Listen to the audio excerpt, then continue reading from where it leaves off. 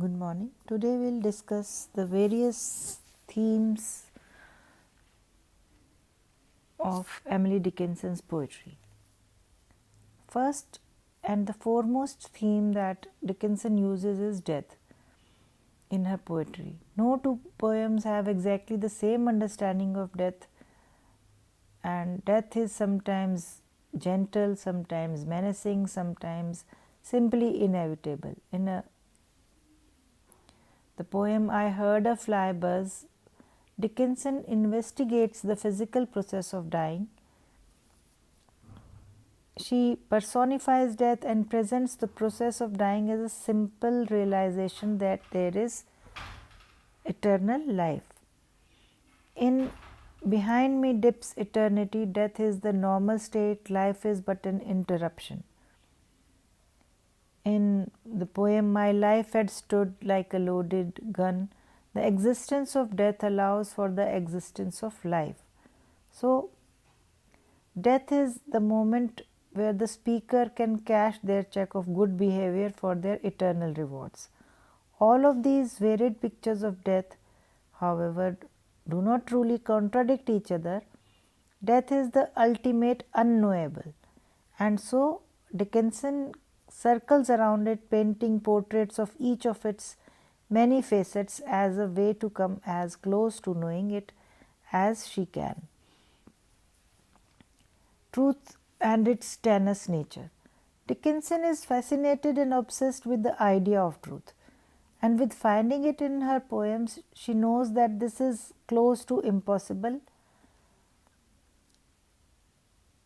This is reflected in how she deals with all of her other themes. Her poems come back to these central themes again and again, but they are never treated in exactly the same way in all the poems.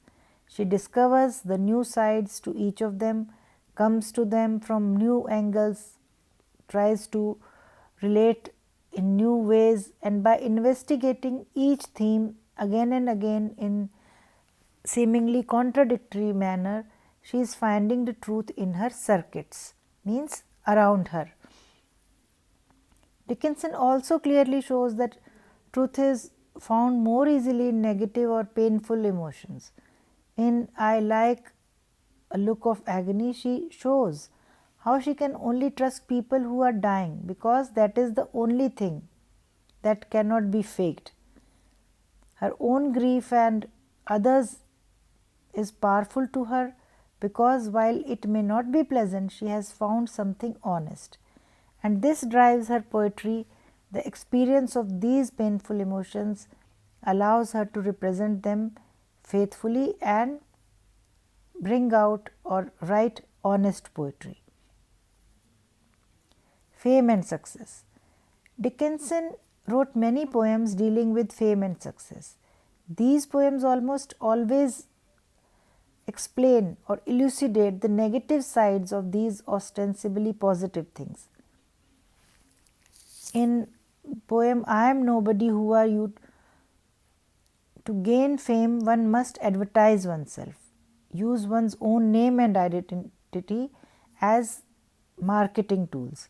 This fame is made meaningless by the fact that its audience is an unthinking bog.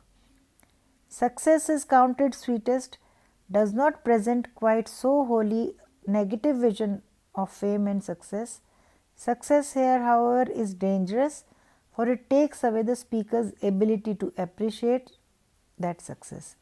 This represents a general lessening of the successful person's emotional area, and if this success is in the field of poetry, that will certainly lead to weaker poems in the future.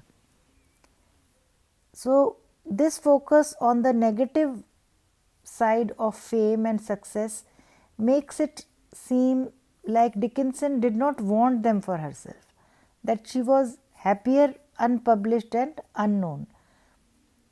This is belied, however, by the simple fact that she wrote about them so frequently. She may have known very well the dangers of fame and success, but clearly still found fame and success enticing and fascinating. Grief. So grief is virtually omnipresent in Dickinson's all the poems.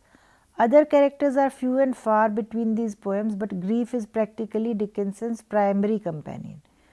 When other people do appear, it is often only grief that allows Dickinson to feel connected to them. She only trusts people who display a look of agony because it is the only emotion, according to her, that shows or that she knows must be true. Therefore, it is only with the dead and dying that Dickinson's wall of distrust collapses. Dickinson also shows another positive side of grief. It gives her strength. In I Can Wade Grief, she makes it clear that happiness only intoxicates her, makes her stumble and ostensibly lose her great perceptive abilities. Grief, on the other hand, emboldens her, makes her able to face anything, and gives her the strength and perspective to write the poetry that she wants. Faith. Dickinson's poetry is highly interested in faith, in God, in religion. The fact that she so often wrote in traditional religious hymn manner or style, stanza, emphasizes this fact. God is essential to her, yet she is unwilling to just accept the traditional dogmatic or dogmas, and so explores other possibilities for faith in her poetry. Just like while she follows stanza form, she breaks conventions of rhyme and punctuation. Often many of her poems about nature seem to be the most religious. There is a certain slant of light presents this light as almost a divine vision, and shows how nature can be very closely tied to God, yet can only distance the reader from him. Her poems never claim to any understanding of the divine. However, she is most certain that God is inscrutable. Indeed, it is only her relationship to him that she can fully investigate. In many of her poems in which there is another figure besides the speaker, it is often unclear whether this is the figure of God or a lover, and these poems can often be read either way. This explains the profound closeness with God that Dickinson searched for. Freedom through poetry. So, poetry in Dickinson's poem is an expansive, greatly liberating force. The society tries to limit the speaker to the acceptable female roles, shutting her in closets or in prose to prevent her from expressing herself. These limitations only inspire her further and fuel her to write her poetry. So, this shows that she was writing in a time when there were controls over female roles. So, she feels that these things they cannot limit, no matter how they try, for poetry is limitless, as she shows us in I Dwell in Possibility. It is a house with no roof but the sky. This metaphor of poetry as house also allows Dickinson to transform what oppresses her, those female tasks of running the household, into a setting for what frees her, that is poetry. This metaphor also allows Dickinson to take possession of poetry as solely a male vocation in the realm of politics and wars, but also a female vocation situated in the house and garden. Intensity of emotion in her poems.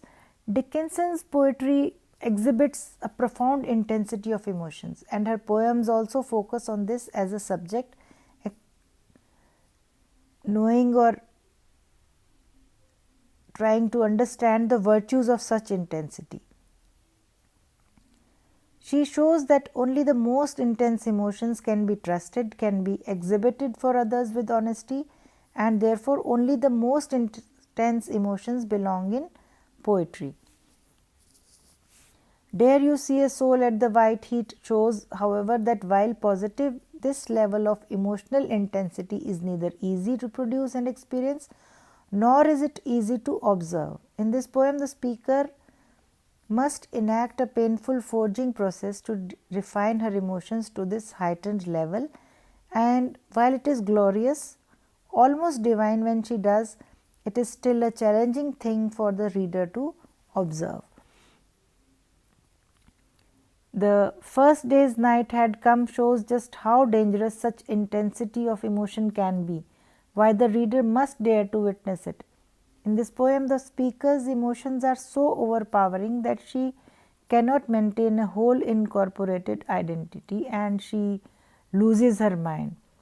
Therefore, while most of Dickinson's poems extol the honesty in heightened emotions, we see that there is a risk in all of this. So, we see that all these things or all these points that we have discussed in this topic of ours, we can see